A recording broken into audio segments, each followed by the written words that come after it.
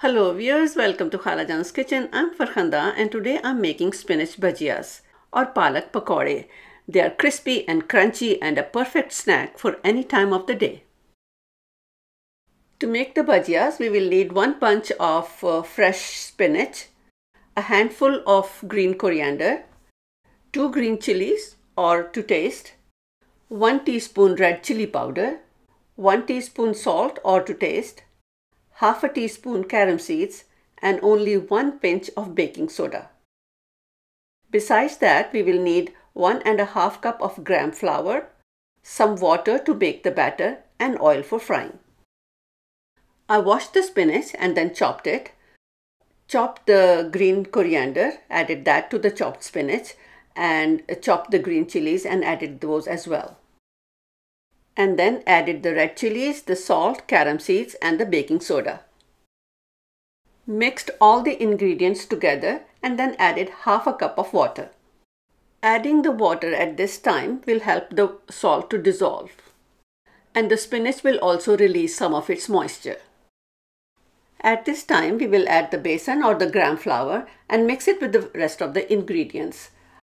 After mixing it, I noticed that there was still some dry gram flour left over, so I added 1/4 cup of water. We have to be very careful when we are adding the water because we do not want a very thin batter. So now our perfect batter is ready, not too thin and not too thick. To fry the bhajias, I placed a pan on medium-high heat and added about 2½ cups of oil to it.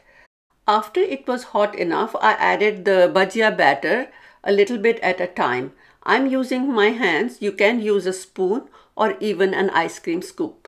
While frying, we will keep on turning the bhajias so they brown evenly on all sides. If we cook them on high heat, they will cook from outside but still be raw from the inside. And if we cook them on very low temperature, then they will absorb a lot of oil. It has taken 4 minutes and the bhajias are perfectly golden brown in color.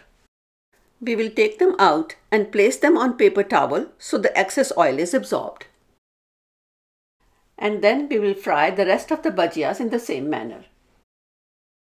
And there you have it. Our perfectly golden brown, crispy, crunchy spinach bhajias are ready to be enjoyed. I do sprinkle about a teaspoon or 2 teaspoons of chaat masala on top. That makes them even more delicious. Do try this recipe. I'm sure you're going to like it.